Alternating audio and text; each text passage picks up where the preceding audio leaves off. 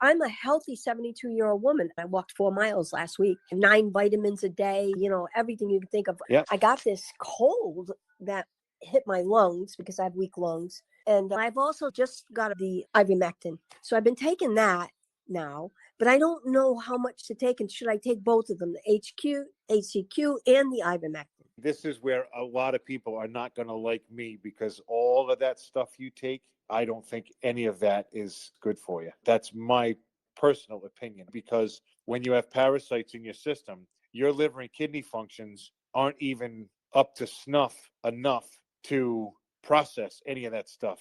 What stuff? All the different vitamins that you take. Oh, the C and the D? Yeah, all those different vitamins that you take, Zinc. a lot of that just turns into expensive urine. No kidding. You pass a lot of that if your liver and kidney functions are not working correctly. All of those things are synthetically made.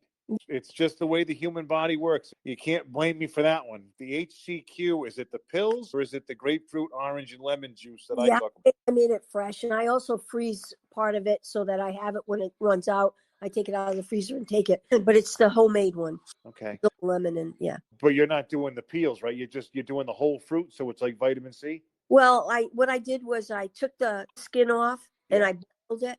Yeah. Well, I didn't. I put it in my Instant Pot and I ran it through that.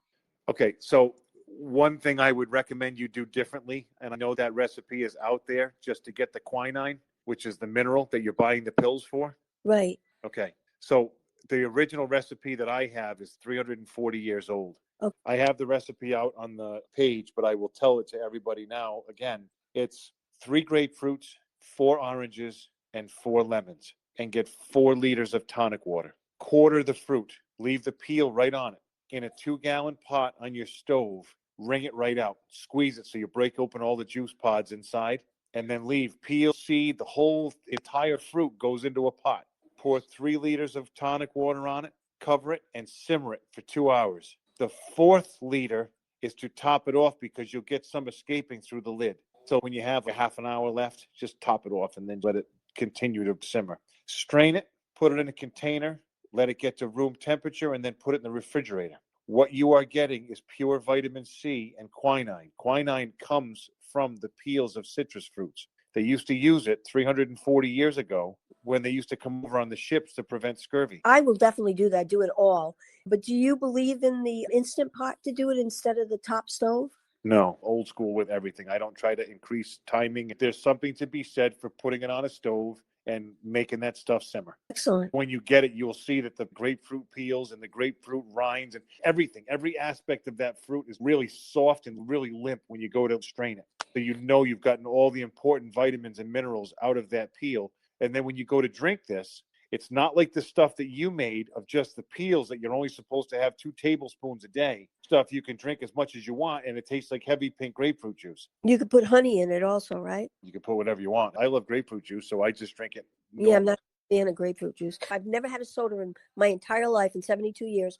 I drink water and lemon all my life. Water and lemon. Well, that's pretty damn good. I drank a lot of soda when I was a kid, and now all I drink is lemon water.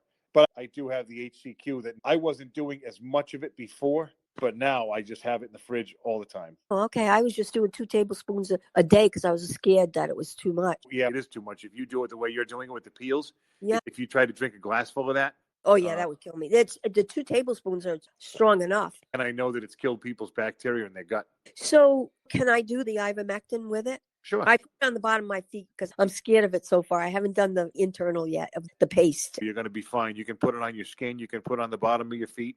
It's still going to absorb. I mean, to ingest it, I still take ivermectin all the time. I have been long before COVID. Wow. I live this life. I'm not just on here just talking about it because. Yeah, you're living it. I can't understand what happened. My daughter did come here. She got sick, but I don't know if she gave it to me. I gave it to her. I don't know what happened. I never, ever get sick. Taking all this stuff and I get sick. I was shocked. When you take a lot of that stuff, you're actually reducing your immune system. Wow. Oh, man. That's the problem. And listen, we were all told all of our lives, oh, you got to get vitamin D, you got to get vitamin C, vitamin, blah, blah, blah. And then you go to the store and you see there's 50 different kinds of vitamin D and 50 kinds of vitamin B and 50 kinds of vitamin C. and you start buying all this crap, you don't know what the fillers are. So you don't, of course, they can put it on a label. Well, I read, because I have a thyroid, a hyperactive thyroid, and I read everything to make sure there's no gluten, and I try to do no soy. I try all that. But yeah, so you're saying to me, if I'm understanding, so all those vitamins, I should just not take them at all. I don't, and I can honestly say over 1,000 people I know stopped taking them and just stayed right on ivermectin itself. Yeah. And they go to the doctor and their blood work is perfect. Now your body processes when you eat, it actually takes what you need out of the food you're eating. So you don't need supplements. Even though they still incorporate crap into the food that we eat, there is still a percentage of real minerals and vitamins. Okay. So now you're saying you just take the ivermectin, but you also take the HCQ. I drink it all the time. Absolutely. So you do both all the time. Oh, yeah. Now, as far as you don't do the paste, though, or you do a regular, I do the paste. I do the paste for horses. Oh, okay. Because I have Duravet. Sure. That's for horses, 1.87. That's the stuff that's the yellow and white box with the red label with the horse on the left and the apples on the right. Yeah, it says apple. Yeah, right. Oh, my friend sent it to me. So, okay, I'm going to do that. The second question I have cataracts. I just started cataracts. And someone told me to castor oil, 100%. And I've been doing that, drops in my eyes. Is that good or bad? I can't tell you that. I'm not a doctor. I don't know. Okay. I would actually be curious because I know of people whose eyesight got better because parasites are like barnacles on your optic nerve in the back of your eyes and in your brain where this is all firing from. So if you start to take cataracts or a degenerative issue in your eyes, I wonder if you start to take ivermectin, obviously internally, you have to get it to cross your blood-brain barrier, get up into your brain, get the barnacles off the bottom of your boat.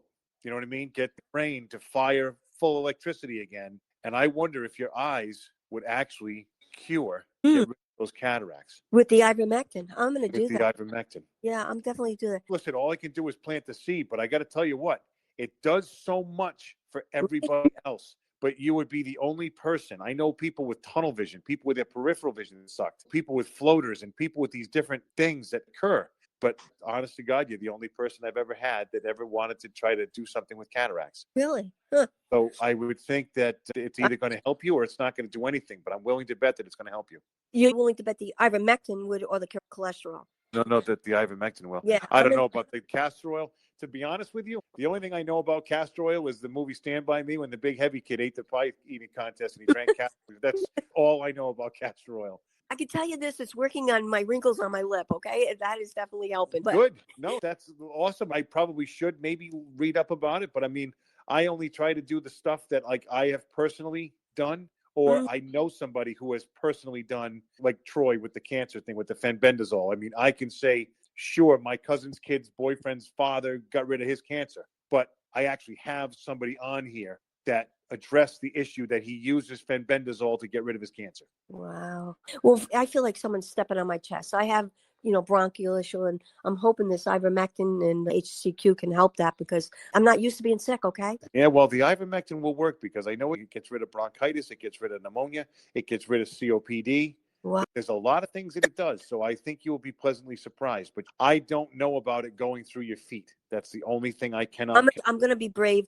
Would you say, like someone said, just a drop, like a size of a pea to swallow? Like a pea or a pencil eraser twice a day. Yep. Twice a day. Morning and night. Yep. And it's okay to, should I forget about the HCQ or continue? No, do it. Do them both. Okay. Listen, the HCQ, all it is a crazy name they put on juice. Yeah, right. True. All of this shit is all mockingbird stuff that they've always told us. And then they go and they take, listen, the word is hydrochloroquine, right? Yeah. The first word, the first syllable out of that, hydro. Hydro is water. Oh. Why is it in a freaking pill? I want to tell you some funny thing. You always say that you're a hothead. Your mom said you were a hothead. Well, I'm Italian, and so my mother called me a gabados for like a million years, and I thought it was a nickname, something cute. Then I found out it was a hardhead. And it's funny because I had a friend of mine where I worked, and he used to say that to me all the time, and he would never tell me what it was. So you're the first person to explain that. Wait till I call his ass tomorrow morning. I can say now I know what the hell it means. But anyway, thank you. You're a doll. I love you. You're very welcome, and keep us posted. I want to know about those cataracts. I will. Thank you. God bless. Good luck. Thank you.